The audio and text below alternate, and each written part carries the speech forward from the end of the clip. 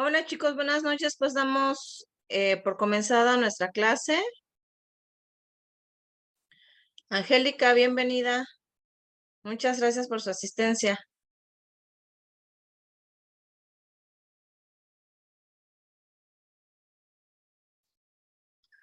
¿Sí puede ver la presentación en su pantalla?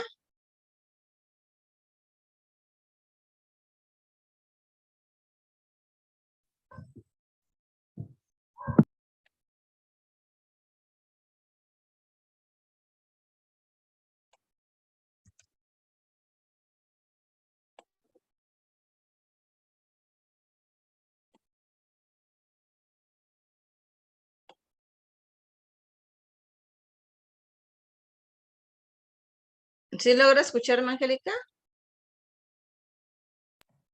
Buenas noches, maestra. Sí, hoy sí Hola, buenas. ya logro escucharle. Perfecto. No sé si me pueda ver. Sí, la veo usted en la parte superior y en la parte de abajo veo las diapositivas. Ah, perfecto. Perfecto, muchísimas gracias. Es que como ahora solo me apareció el cuadro con su nombre, a veces me aparece el de ustedes y el mío, entonces no supe si por ahí no había se veía muy bien, pero gracias por confirmar y sobre todo por su asistencia. Pues bueno, les comentaba que daríamos ya inicio a lo que es la clase de Derecho Procesal Penal, en el cual, pues bueno, ya la mayoría empezó a entregar sus productos dado el tiempo que tenemos ahorita para terminar el mismo.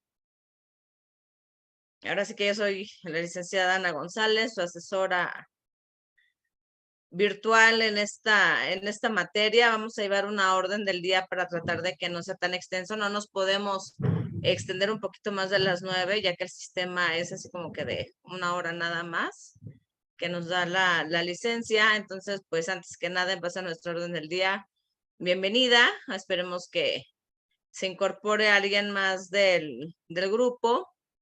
Veremos lo que son algunos temas más relevantes de lo que es la materia, y si tiene alguna duda o preguntas sobre las mismas, pues con mucho gusto lo vamos a ver ahorita y pasaríamos a lo que es nuestro cierre.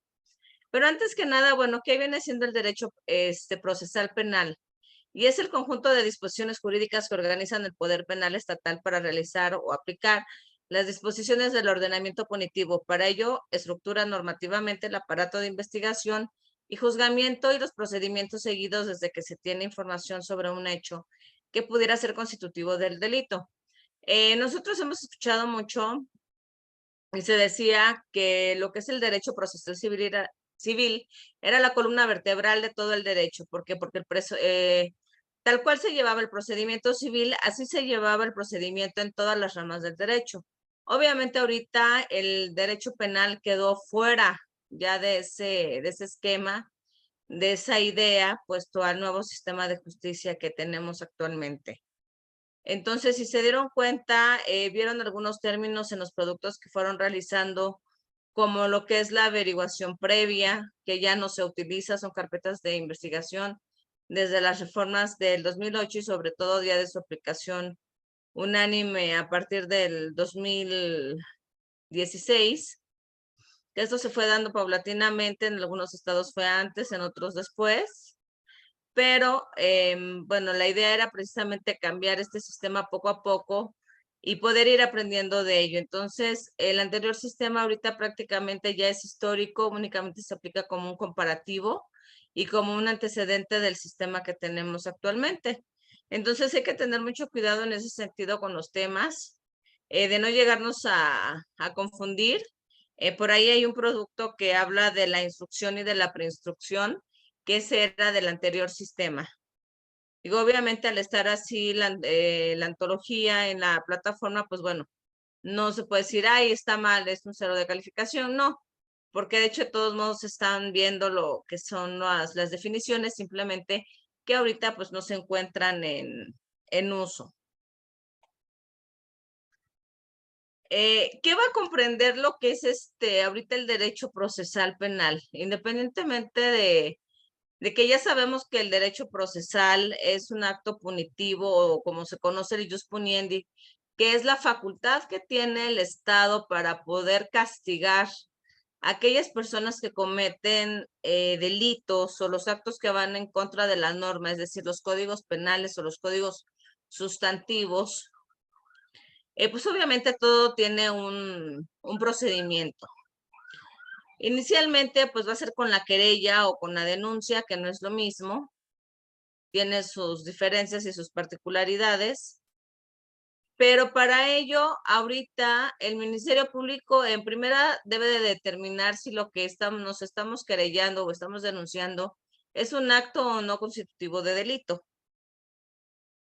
Punto número 1. Ya al considerar el Ministerio Público que sí es un hecho constitutivo de delito, entonces se debe de proceder a la investigación y sobre todo también las pruebas que la víctima o ofendido pueda aportar a el mismo ministerio para coadyuvar con esa investigación, que no sea tan tediosa, que no sea tan larga y obviamente pues poder facilitar algunas cosas. Por ejemplo, si nos vamos a querellar sobre el robo de un vehículo, pues definitivamente tenemos que acreditar que nosotros somos los propietarios del vehículo. ¿Y qué nos van a pedir? Pues lo que es la factura, que esté a nombre de nosotros, nos van a pedir direcciones, en dónde estaban, horarios, etcétera, las placas, que obviamente solo la víctima pues tiene normalmente conocimiento más fluido sobre todos esos datos que se tiene que proporcionar al mismo Ministerio Público. Y con ello pues empezar a trabajar lo que es ya todo este organismo del Ministerio Público. En este caso estamos hablando de lo que son los casos donde no hay detenido. Cuando hay detenido todo tiene que ser mucho más rápido porque hay una flagrancia, hay un procedimiento sobre el primer respondiente y obviamente ahí pues ya la investigación viene antes y viene después. Viene antes porque únicamente cuenta con 48 horas antes de que sea presentada el presunto responsable en la audiencia inicial con el juez de control para ver si es legal o no la detención y posteriormente, después de todo lo que se realiza en esa audiencia, pues bueno, ya determinar cuál es el plazo que da el mismo juez de control o de garantías para poder complementar la investigación. En este caso, cuando no tenemos detenido, pues digamos que se la puede llevar un poquito más relax el Ministerio Público, la Policía de Investigación y las demás policías que son coadyuvantes ahora de este organismo para poder hacer la investigación. Entonces, bueno, al comenzar con la etapa de la investigación inicial, ¿qué significa esto? Entonces se denomina investigación preliminar a la fase del proceso penal que se inicia cuando alguno de los órganos encargados de llevar a cabo la investigación, policía o ministerio público, toma conocimiento de un hecho con apariencia delictiva. Esta fase concluye con el pronunciamiento del Ministerio Público a través del cual precisa si se han reunido o no los requisitos necesarios para iniciar una investigación formal contra uno o más imputados por uno o más delitos determinados. ¿Cómo se va a ir desarrollando? Pues bueno, durante la investigación preliminar, el Ministerio Público no puede ordenar que se realicen diligencias que afecten derechos o garantías aseguradas por la Constitución, tratados internacionales reconocidos y o las leyes nacionales por requerir en tales causas la autorización previa y expresa del órgano jurisdiccional respectivo. Es decir, no porque sea Ministerio Público se va a pasar la ley por encima y no respetar estos términos que el mismo Código Nacional de Procedimientos está enviando. ¿Por qué hablo de este código? Porque ya no existen los códigos de procedimientos penales para cada entidad federativa, incluyendo la Ciudad de México, sino que actualmente únicamente se utiliza lo que es el Código Nacional de Procedimientos Penales. Obviamente hay técnicas para poder ir realizando estas investigaciones que ya son temas más complejos, ya son temas más directos, digamos, sobre el actuar de las policías, que nunca está de más conocer cuáles son las facultades del primer respondiente, porque no el hecho de que seamos abogados significa que debamos, aunque la mayoría no conoce cómo es ese procedimiento de aseguramiento de un presunto responsable, cuáles son sus funciones principales. Y desde ahí es donde ya entramos en problemas cuando llegamos a la audiencia inicial.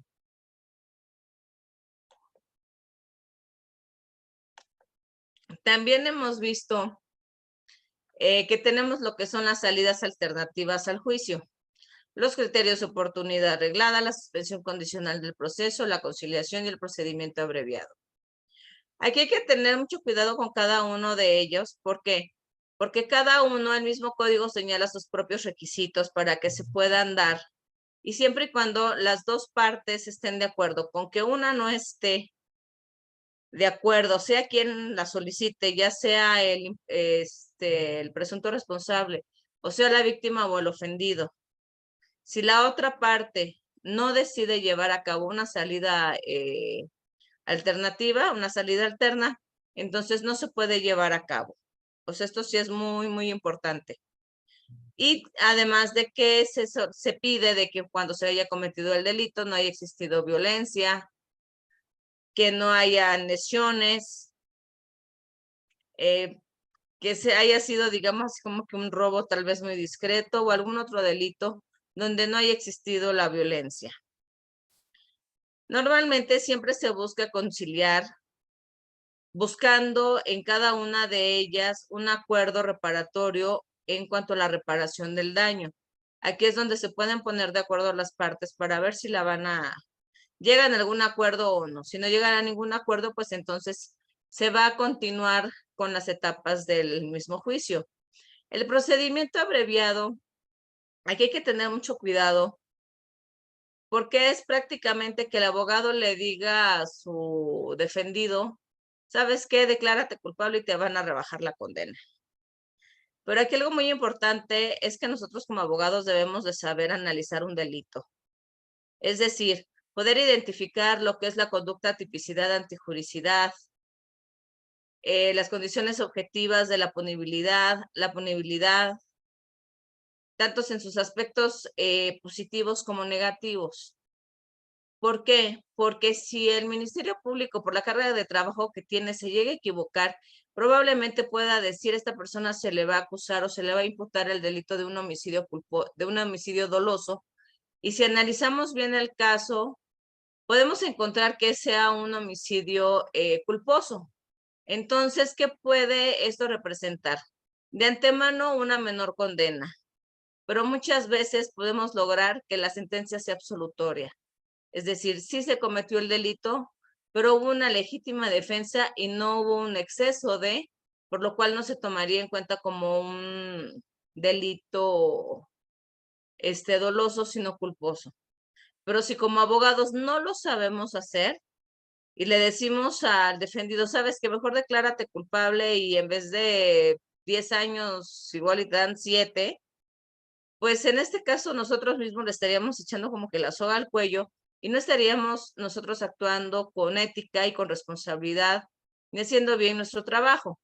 Entonces, en ese sentido, sí hay que saber lo que son todos estos elementos del delito de la teoría heptatómica que se ven en lo que es penal 1 y penal 2, ver cuáles son las penas que indican cada delito, pero vamos a recordar que cada uno de ellos pueden aumentar o pueden disminuir dependiendo si el delito consta de agravantes, consta de atenuantes y también dependiendo la calidad del sujeto activo. Esto nos puede cambiar inclusive el fuero.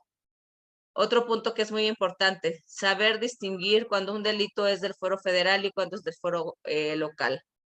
De antemano, el Código Penal Federal va a contener todos los delitos de todas las entidades federativas.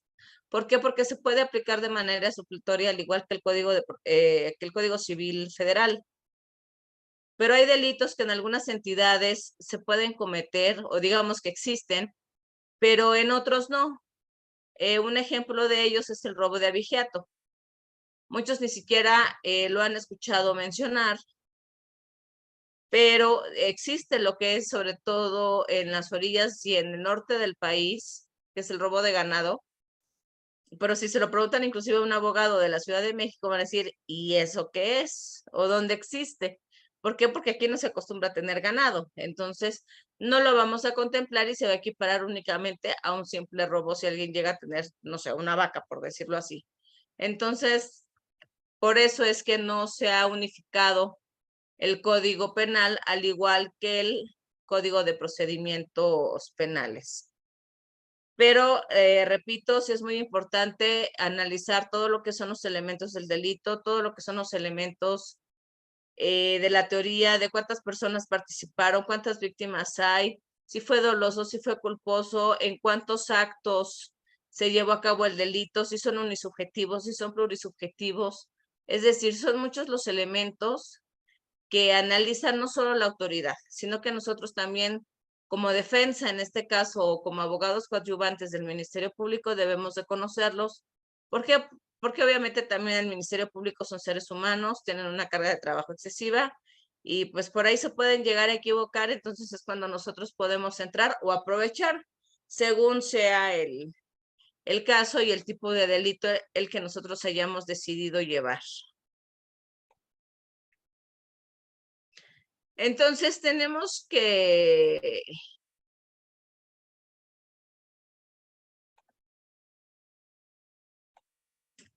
inclusive que lo que da inicio pues es con la investigación inicial y con eso se da por comienzo, digamos, ya lo que son el procedimiento, ya lo que es el proceso penal. Entonces es el acto que da inicio al proceso penal y que se celebra ante el juez de control de garantías, es decir, la audiencia inicial. En la audiencia el juez se va a pronunciar sobre qué, si la persona fue detenida legalmente, conocido como si es de legal o no la detención. Si hay probabilidad de que cometió el delito, resuelve bajo qué medidas cautelares debe enfrentar el proceso penal, que quien solicita estas medidas cautelares únicamente es el juez, es el Ministerio Público, perdón, y las otorga únicamente el juez de control o de garantías.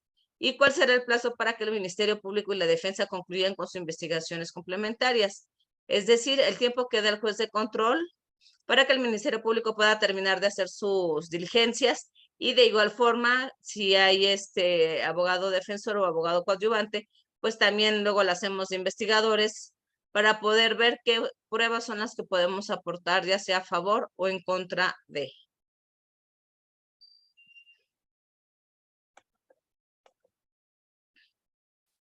Posteriormente a ello, si se decide continuar y se encuentran que hay los suficientes elementos para poder llevar a cabo esta audiencia y no se llega a ningún acuerdo por medio de las salidas alternas, entonces comenzará la etapa intermedia, la cual inicia con la acusación que se presenta por escrito el Ministerio Público en su fase, la redundancia escrita, y la audiencia intermedia tiene por objeto el ofrecimiento y admisión de los medios de prueba, así como la depuración de los hechos controvertidos que serán materia de juicio oral y finaliza con el dictado del auto de apertura a juicio oral.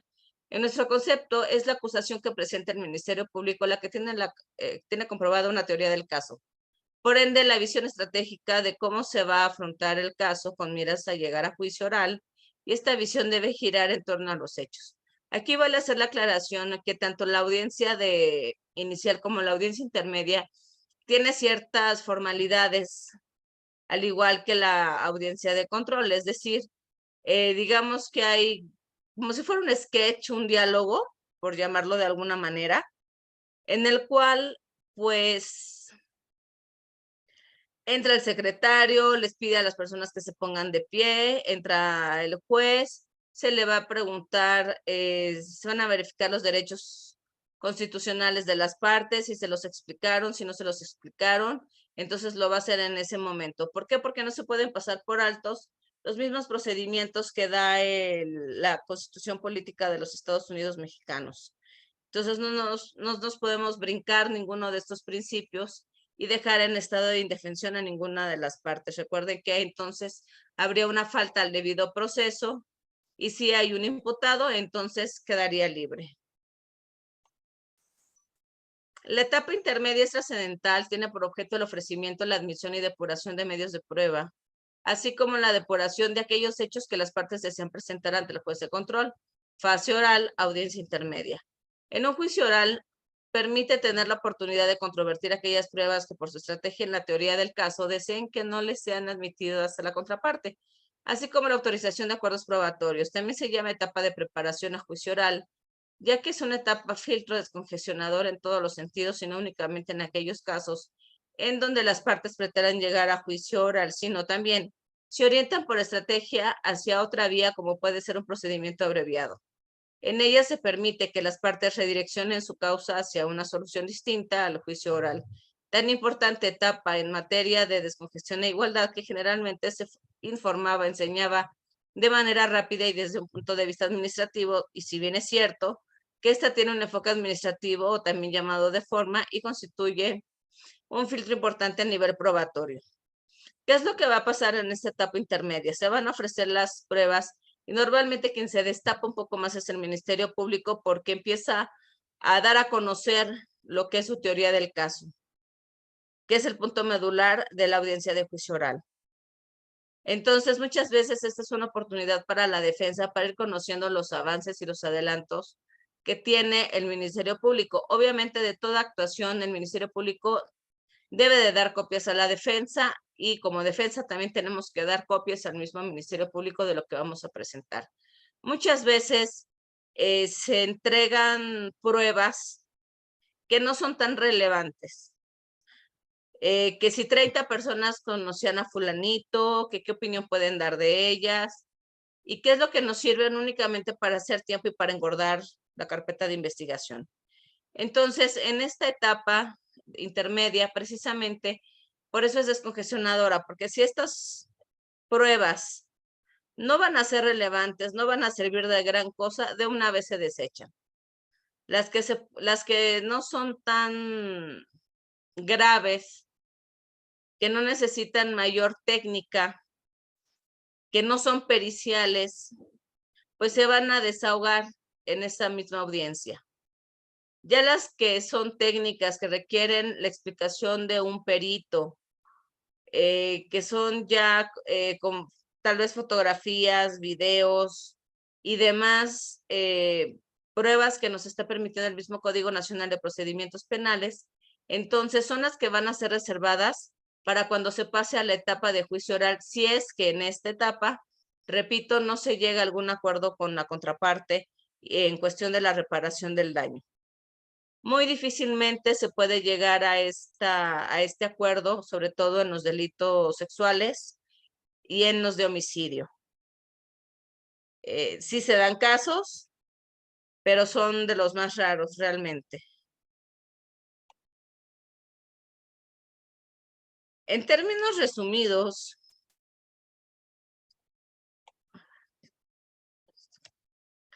los juicios orales son audiencias de debate que tienen como objetivo esclarecer los hechos mediante la presentación de pruebas obtenidas durante la etapa de investigación e interrogando a las partes involucradas, quienes podrán exponer razones y alegatos a favor y en contra de sus respectivas posiciones, a fin de que aparezcan los elementos que permitan al juez emitir una sentencia. Los alegatos de apertura son la primera oportunidad que tiene el abogado para presentar su teoría del caso ante el juez o el jurado, y la manera de hacerlo es en forma de un relato breve, claro y sólido. Sin embargo, más allá de presentar el caso, el objetivo es captar la atención y el interés de los presentes para generar confianza y empatía, aspectos fundamentales en la resolución favorable de los casos. En este sentido, hay que tener en cuenta una serie de recomendaciones para diseñar buenos alegatos de apertura y unos ejemplos de ellas son las siguientes. Se debe personalizar el conflicto, de modo que el jurado entienda que cualquier decisión tiene un impacto directo sobre la vida de una persona. El alegato de apertura debe ser lo más breve y directo posible. Una comunicación concisa es más probable de ser impactante. En cambio, una comunicación larga puede aburrir y distraer. Uno, no se debe exagerar ningún elemento como pruebas o hechos, ya que si durante el juicio no se demuestra o no se cumple con lo mencionado en el alegato, el abogado perderá credibilidad. Antes de entrar en detalles sobre el proceso de diseño, importante destacar que los ejemplos de alegato de apertura deben presentar coordinadamente los siguientes tres elementos. El elemento fáctico, que se refiere a la narración persuasiva de los hechos. Elemento probatorio, involucra los medios de prueba que serán presentados en el caso para demostrar los hechos. Elemento jurídico es el marco legal, jurisprudencial y doctrinal que le da soporte a la teoría del caso. Como nota adicional, dichos elementos también deben estar presentes en los alegatos de clausura. Estos son en contraparte a los alegatos, a los de apertura, la última oportunidad que tiene el abogado de convencer al jurado. Es decir, ¿qué es lo que vamos a lograr con ello? Como saben, en civil, los que ya llevaron procesal civil, hay un capítulo de hechos y un capítulo de pruebas. Y al último, el capítulo de derechos. Vamos a llamarlo de alguna manera, que en ese orden viene siendo el elemento fáctico, probatorio y jurídico. Si nosotros en civil decimos que en el hecho 1, que fulana contrajo matrimonio con sutana, en el capítulo de pruebas como número 1, debemos nosotros de indicar que en relación al hecho 1, se va a demostrar por medio de una documental pública consistente en lo que es el acta de matrimonio civil ante el juzgado tal y lo que le quieran poner. ¿Por qué? Porque eso ya también depende del estilo y redacción y argumentación de cada abogado. Entonces, aquí viene siendo prácticamente lo mismo. En el elemento fáctico, el momento de nosotros narrar los hechos debe de tener una relación congruente con los elementos probatorios que se van a desahogar. O sea, si se está hablando de que la herida fue con un arma blanca, entonces en el elemento probatorio se tiene que hablar sobre el arma blanca, sobre la profundidad de la herida, y probablemente ahí entonces va a entrar el perito que hizo ese estudio y ya nos dará lo que son las cuestiones técnicas. Claro que como abogados no podemos tampoco tener desconocimiento de estos puntos, pero sí es importante de que para que lo expliquen bien en un tribunal sea de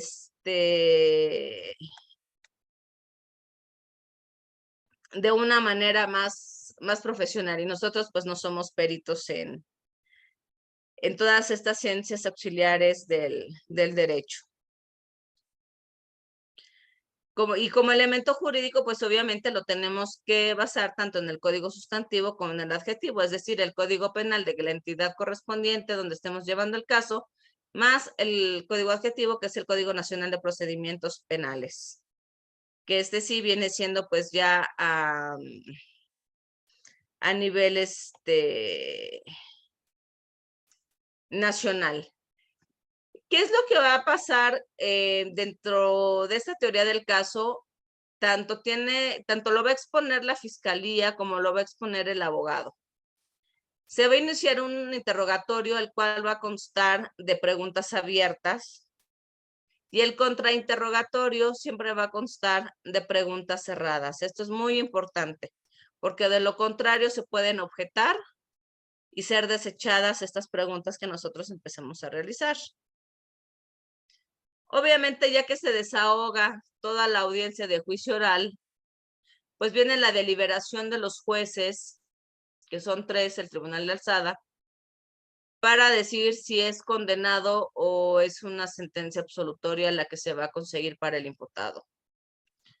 Entonces, en caso de condena, se celebrará la audiencia de individualización de sanciones y reparación del daño dentro de un plazo que no podrá exceder de 5 días, lo que transforma la audiencia de individualización en una audiencia contingente, ya que solo se dará cuando exista fallo de culpabilidad. Esta audiencia se desarrolla de la siguiente manera: presentación de las partes. Si la audiencia se fijó para un día distinto a la audiencia de juicio oral, comenzará con la individualización de las partes y requerimientos de carácter procesal.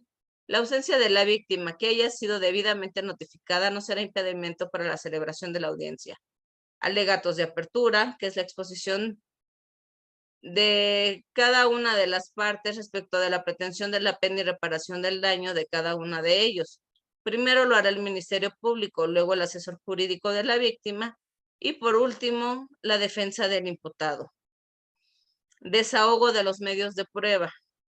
Es el momento en el cual se desahogan las pruebas relacionadas con la pena y la reparación del daño, las cuales fueron ofrecidas y admitidas en la etapa intermedia.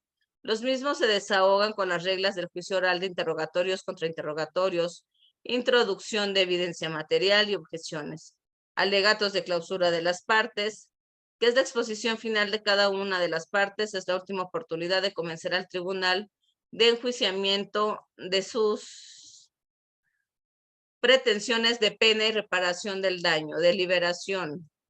Cerrado el debate, el Tribunal de Enjuiciamientos deliberará brevemente y procederá a manifestarse con respecto a la sanción a imponer al sentenciado y sobre la reparación del daño causado a la víctima o ofendido.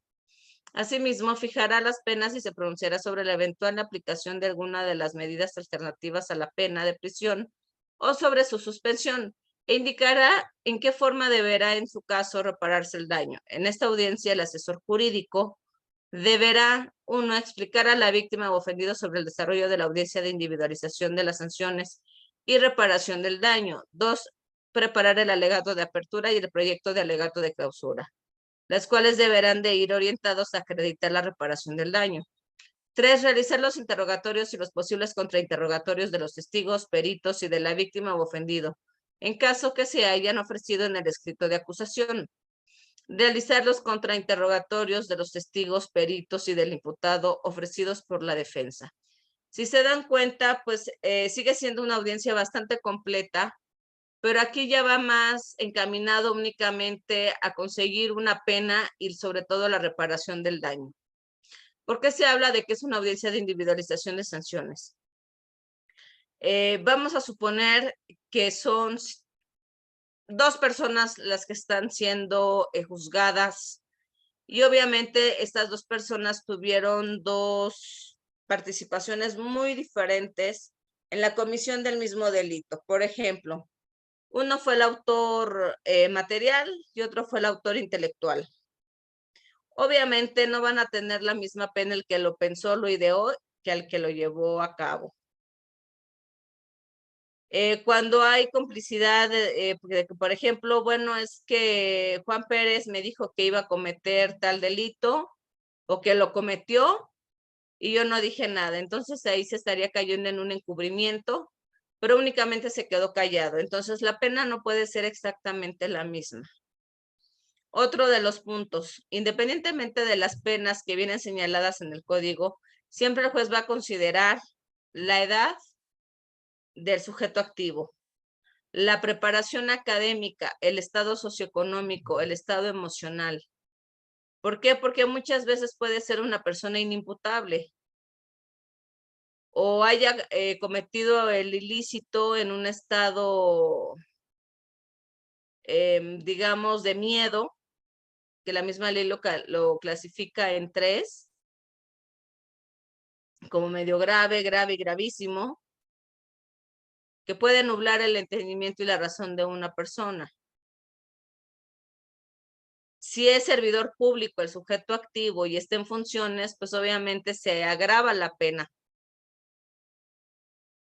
Si lo cometió fuera de sus funciones, pues bueno, entonces será juzgado como un civil normal, digamos. Si el que comete el delito es un abogado, pues va el doble de pena. ¿Por qué? Porque tenemos conocimiento de la misma ley y a la vez lo podríamos intentar manipular. Entonces hay que ver todos esos puntos y los tienen que analizar los jueces para que sea lo más justa posible lo que es la pena. Obviamente, yo siempre he dicho que la justicia es subjetiva, porque lo que es justo para uno siempre va a ser injusto para la otra parte. Si es un homicida y le dan 40 años de prisión para el ofendido, porque en este caso pues la víctima ya no existe, pero sí para el ofendido, pues nunca, no va a ser suficiente. ¿Por qué? Porque ni 100 años le van a devolver a la persona que privaron de la vida. Pero obviamente para el homicida se va a decir, es que voy a perder toda mi vida en privado de la libertad. Si, por ejemplo, le dijeran fue un homicidio culposo, son 5 años y por medio de la media aritmética son 2 años y medio, alcanza fianza, o nada más va a pagar tanto de reparación del daño, pues obviamente para el ofendido pues tampoco va a ser justo, va a ser una injusticia que le den muy poca cantidad, que no pase el resto de su vida en prisión, porque tampoco le va a devolver la vida a la persona. Entonces siempre hay que analizar todas esas circunstancias y tratar de que sea lo más parejo posible. Donde esto se da mucho son en los accidentes de tránsito bueno, ¿quién tuvo la culpa, el conductor o el peatón? Siempre se le va a echar la culpa al que lleva el volante, al conductor. Pero si se han fijado, hay muchos peatones que por ir con audífonos, por ir por celulares, ni se dan cuenta que los carros tienen el SIGA, se avientan, ni los escuchan, o sea, no toman ninguna precaución. O simplemente si va circulando por alguna avenida X persona en su vehículo y hay un puente peatonal y tal vez el que se subió al puente decide arrojarse para suicidarse y cae encima del coche, lo avienta y todavía lo atropella. No va a ser, obviamente hay una pena para el conductor, ¿por qué? Porque no salió con la intención de a ver quién se avienta de un puente y a ver si lo atropello. O sea, no. Ahí sería una conducta de omisión. Entonces, ¿qué llevó a esta persona a tratar de quitarse la vida? Pues también se tiene que investigar, porque si ya traía problemas esta persona, tampoco es justo que se culpe a otra, aparte del susto que se llevó, cuando no tenía ninguna intención y ni siquiera vio ni cuando le cayó encima ya el pobre cristiano. Entonces, todo eso se debe de investigar, por eso les digo que es muy importante siempre analizar los delitos en base a los elementos de la teoría atómica para ver también, bueno, si es delito, no es delito, hay excusas absolutorias, hay una conducta de acción, hay una conducta de omisión o qué es lo que se está llevando a cabo.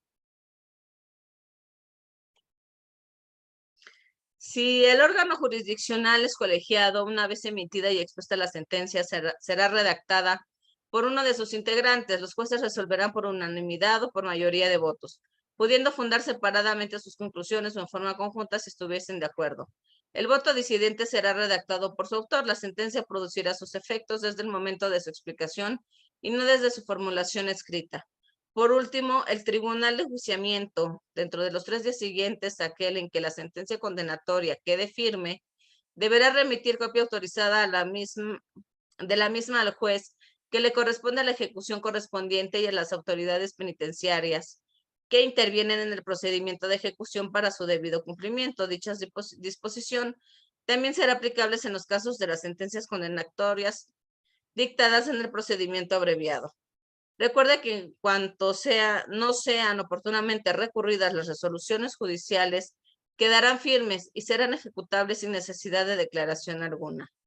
Es decir, recuerden que tenemos recursos, tenemos medios de impugnación, que viene siendo pues lo que es la apelación y lo que es el amparo, al igual que en materia civil, y el mismo Código Nacional de Procedimientos Penales nos va indicando cuánto tiempo tenemos para poderle interponer por escrito y posteriormente llevar también lo que son estas audiencias para hacerlas valer y tratar de conseguir una mejor solución para nuestro cliente.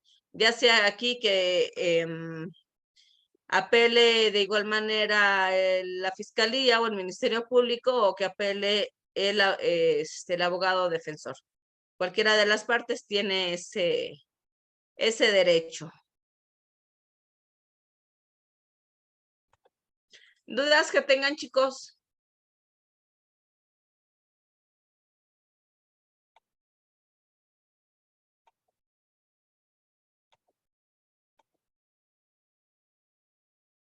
Angélica, ¿alguna duda?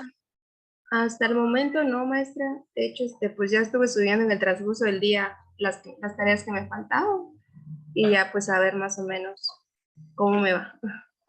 Yo digo que bien. Miguel,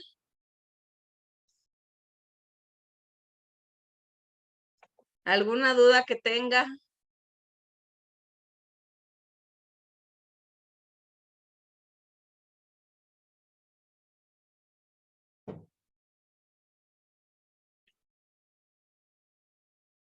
No nos responde Miguel. De todos modos, si llegan a tener alguna duda en la elaboración de los productos, pues bueno, todavía tenemos de aquí al domingo. Me pueden mandar un mensaje en la plataforma y con mucho gusto los atiendo. Digo, van muy bien con los productos realmente. Ya la mayoría están calificados, los que han enviado, pero realmente van muy bien. Yo sé que son un poquito laboriosos, pero sí es una materia bastante interesante y parte de los temas que acabamos de ver en esta clase va a ser de utilidad para cuando vean el sistema de justicia penal. Entonces, ahí se van a acordar un poquito de esta materia y sobre todo de la clase. Pues cerramos con esta frase de Benjamin Franklin de dime y lo olvido, enséñame y lo recuerdo, involúcrame y lo aprendo. Esto quiere decir que, bueno, no solo es decir estas palabras, sino enseñarlos, involucrarlos para poderlo aprender. Dicen por ahí que lo que bien se aprende jamás se olvida. Sé que son muchos términos diferentes a comparación de las demás ramas del derecho, por lo cual hay muchas veces confusión. Hay muchos que en materia penal hablan de demandas. No existen las demandas en materia penal, únicamente son denuncias o querellas. Las demandas las dejamos para civil, familiar, mercantil, laboral, etcétera, pero no para la rama penal. Entonces, si hay algo que sí es muy importante, es que en cada rama del derecho se aplique la lexicología jurídica correspondiente de manera correcta para no caer en contradicciones ni caer en, pues la verdad, ¿por qué no decirlo? Inclusive en burlas con los mismos colegas. No sé Y si sobre tengan... todo los penalistas, maestra. Luego, sí se burla muy feo. Sí, lamentablemente sí, y le voy a decir por qué. En materia penal es muy común que se den, que se utilicen los términos coloquiales. Hace muchísimos años, cuando yo era estudiante, recuerdo que con el profesor que nos daba penal, nos decía, de penal pregúntenme lo que quieran, penal 1, 2, 3, procesal penal, lo que quieran. Pero de plastilina 1, 2, 3, refiriéndose a civil, por ejemplo, o derecho romano, dice, ni me digan porque ni sé, ni me acuerdo, ni nunca me dediqué a eso y no sé nada, ¿no? Entonces él nos decía mucho que si era muy difícil hablar correctamente. Y nosotros decíamos, pues es que no estamos diciendo ninguna grosería ni nada por el estilo, ¿no? Él se refería a lo siguiente. Oye, es que vamos a la delegación. ¿Y a la delegación para qué? No que a levantar el acta. ¿Y quién la tiró? Entonces muchos pues nos quedábamos así de, este cuate de qué está hablando, ¿no? Dice, a ver, una cosa es la delegación, que es la delegación política, y otra cosa es la agencia del Ministerio Público. Dicen que van a ir a levantar el acta, no sé dónde la tiraron, no sé quién la tiró. Yo lo que sí sé es que se puede ir a querellarse, ir a hacer una denuncia, tratar de que se inicie una averiguación previa. Dice, eso sí lo entiendo. Pero pues ir a levantar un acta, dice, pues si yo no la tiré, no tengo por qué ir a recoger nada. Oye, es que voy a ir a dejar los papeles. ¿Y si qué papeles van a ir a dejar? El de estraza, el de aluminio, el higiénico. Ahí humildemente. Sí,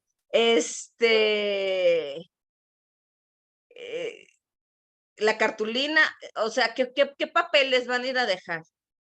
Ah, dice, o se refieren a si van a ingresar a algún documento probatorio. Dice, ¿se dan cuenta qué gran diferencia hay de los términos coloquiales a usar una lexicología jurídica? Y lamentablemente los mismos trabajadores de las agencias del Ministerio Público utilizan esos términos. Entonces él nos decía, si sus clientes que no son abogados, que no conocen del derecho, vamos, dice, no por menospreciar a nadie, pero si les toca ir a defender a un albañil, pues no le van a llegar a hablar con psicología jurídica porque no les van a entender. Sí tienen que aplicar términos coloquiales o buscar la forma en que la persona les entienda. Pero entre colegas no se vale.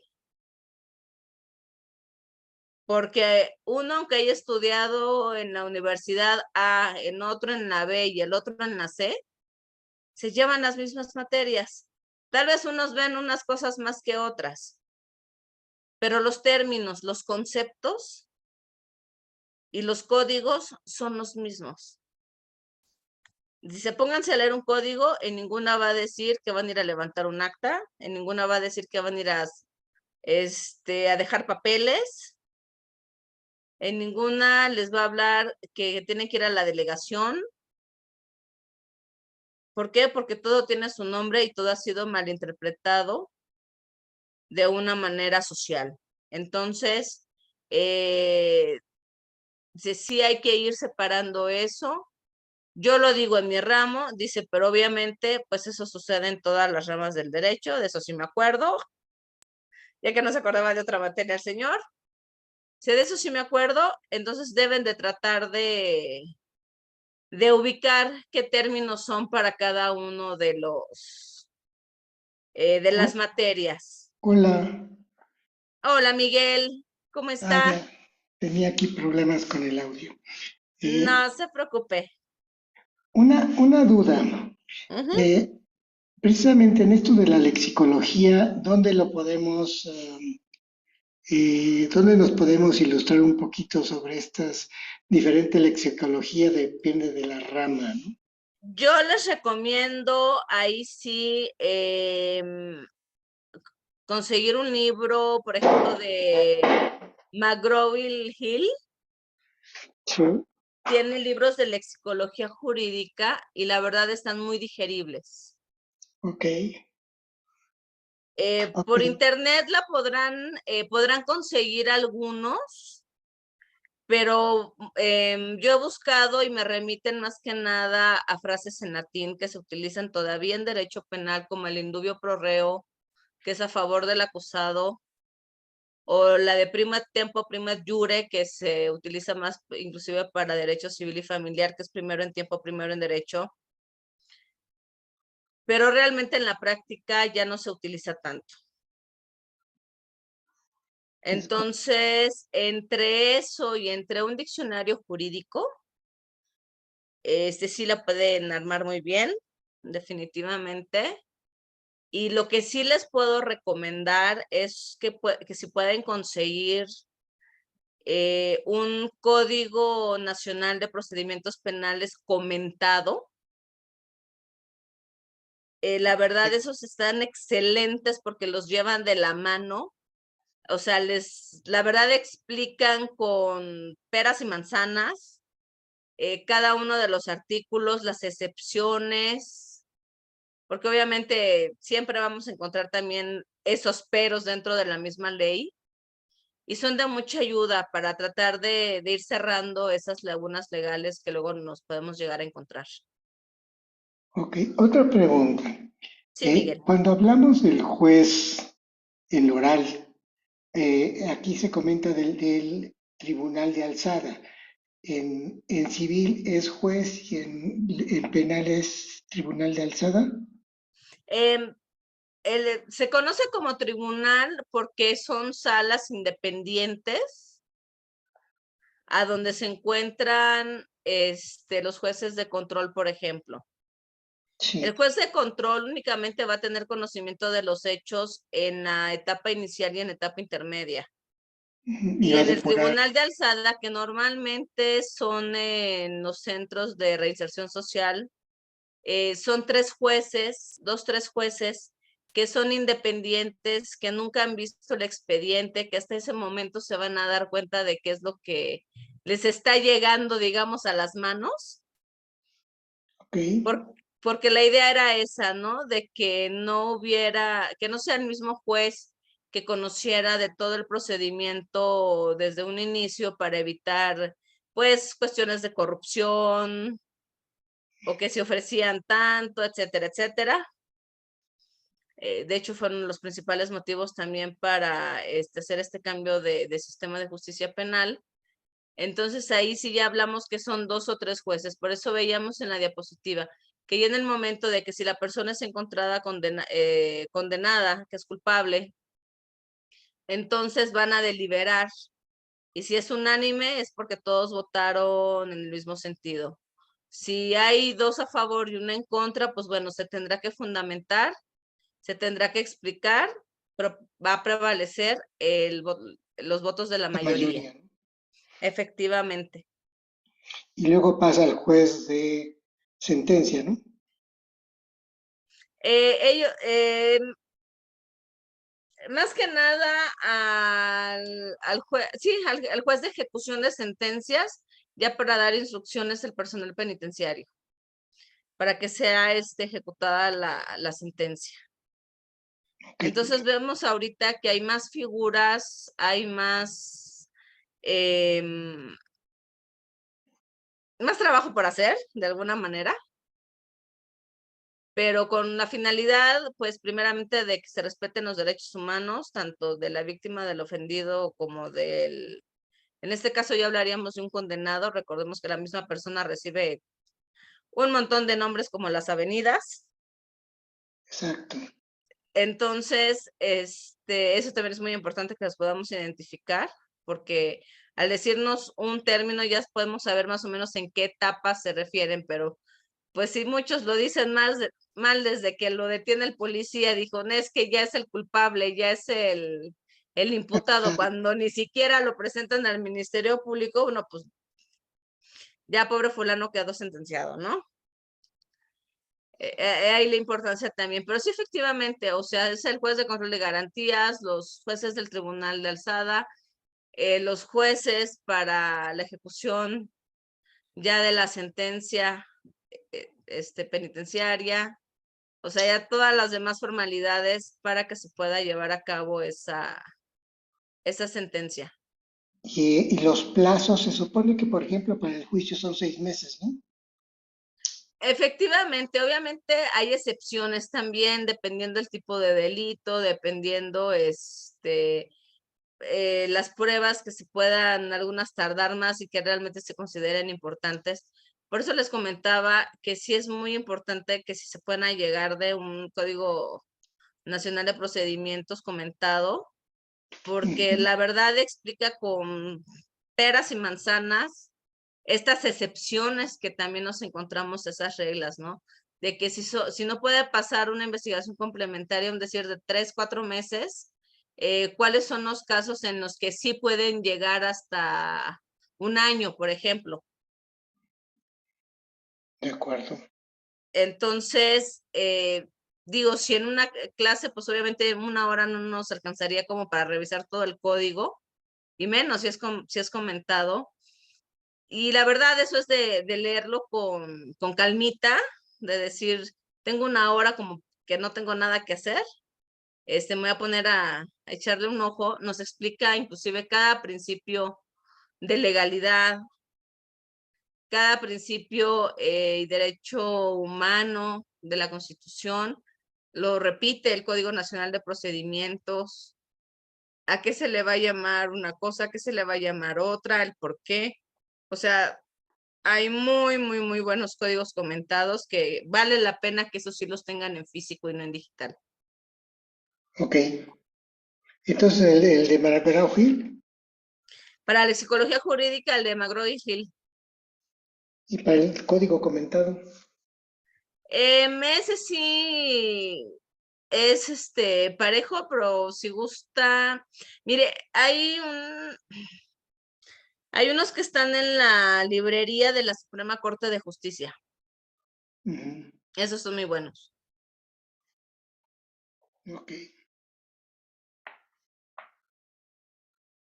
No sé dónde se encuentra usted, pero... En la Ciudad de México. Ah, perfecto. Entonces no le va a costar trabajo llegar a la Ahí Suprema en Corte. Niños Héroes. Niños Héroes, ¿no? No, atrás de Palacio Nacional. Ok. En New Service son tribunales civiles. Son juzgados Ok. civiles ya. En Juárez, los familiares. Y no me acuerdo cuáles son los que pasaron allá por patriotismo. Creo que son civiles también. Son civiles y comerciales, ¿no? Pero mercantiles. Mercantiles. Pero no, la Suprema Corte está atrás de Palacio Nacional. Ok.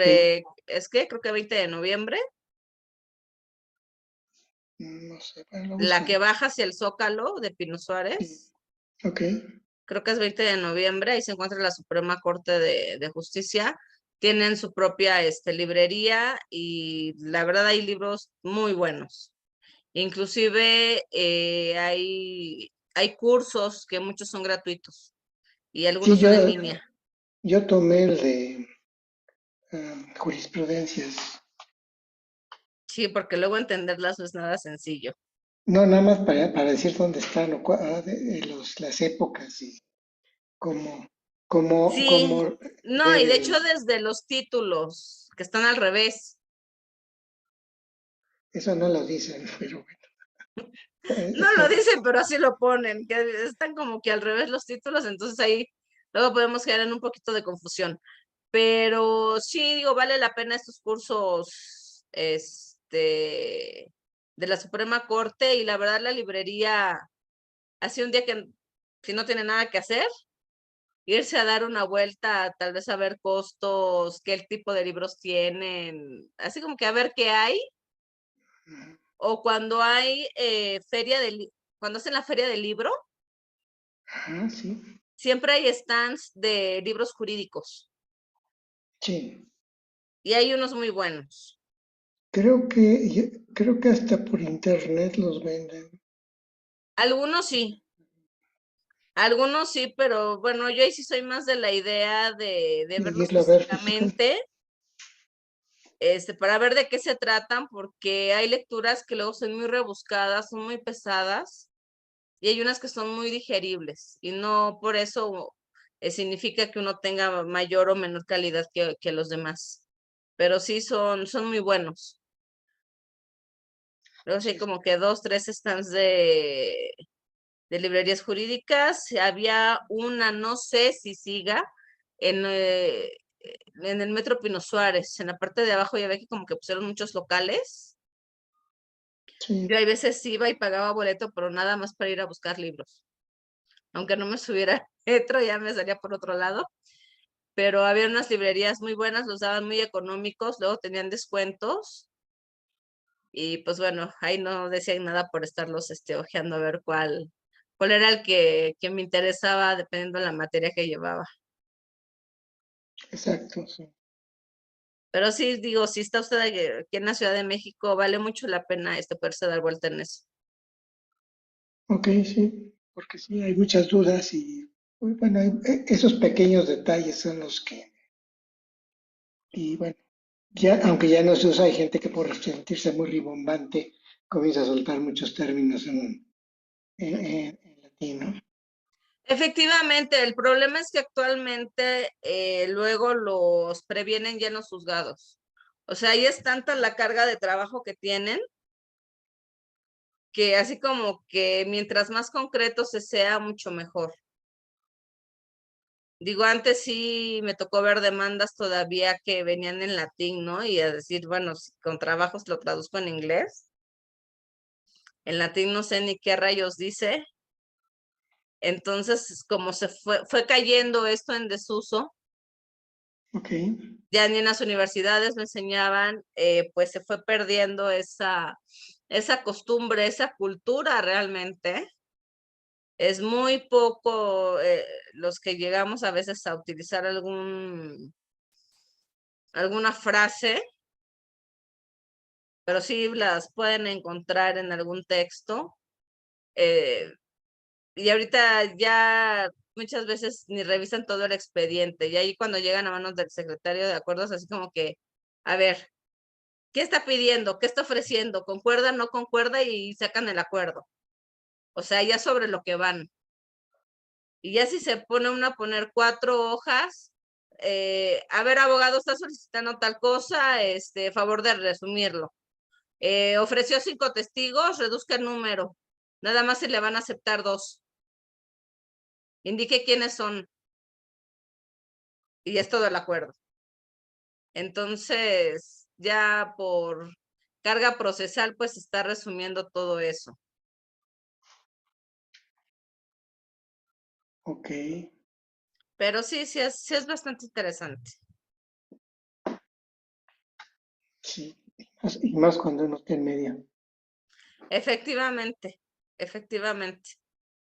Sí es interesante. No sé cómo les haya parecido la clase, de hecho. Para mí fue muy ilustrativa. No sé si nos puedes compartir los slides. De hecho, las diapositivas, bueno, la clase queda grabada. Yo mañana solicito que la suban Perfecto. y no estoy segura si les aparece en la plataforma o los redireccionen a YouTube Ok. para que las puedan de ir tomando, porque como tales sí no las podemos compartir, pero bueno, ahí Sí, es un pero tip la que les cosa doy. es revisarlas, ¿no? Sí, yo mañana Sí, solicito. creo que lo más importante siempre en una clase es todo lo que no viene en los libros, ¿no? Y bueno, lo que no viene en el manual que nos De hecho, proporciona. yo procuro sí tocar puntos que vienen en antología y otros que no están tanto para poder complementar un poquito más la materia. Exacto. Sí, efectivamente. Y pues más ahorita que estamos en el cierre, pues espero que sí, si tenían algunas dudas, se hayan podido aclarar. Sí, exacto. Si quedaron peor, pues bueno, me mandaron un mensaje y me dicen. No, para nada, maestra. Con mucho gusto los confundo más, no hay ningún problema. No, no es cierto. Pero sí, dudas que tengan, con mucho gusto, las podemos ver. No hay ningún problema en eso. Ok, muchas gracias. No, ¿de qué, Miguel? Al contrario, muchísimas gracias por su asistencia. Ya nos pasamos de las 9, nada más nos dan 1 hora para la clase por si hay algún otro maestro que quiere entrar. Si no puede entrar si hay alguna clase programada. Entonces no crean que los corro, pero pues es el tiempo que nos da la universidad. Ok, pues muchas gracias. Gracias. No, al contrario, a ustedes por su asistencia, tengan una excelente noche, que tengan un buen fin de semana. Digo, ya estamos en el cierre, ya nada más sería revisar sus últimas actividades. Perfecto, gracias. Al contrario, a ustedes, cuídense mucho. Bye. Bye.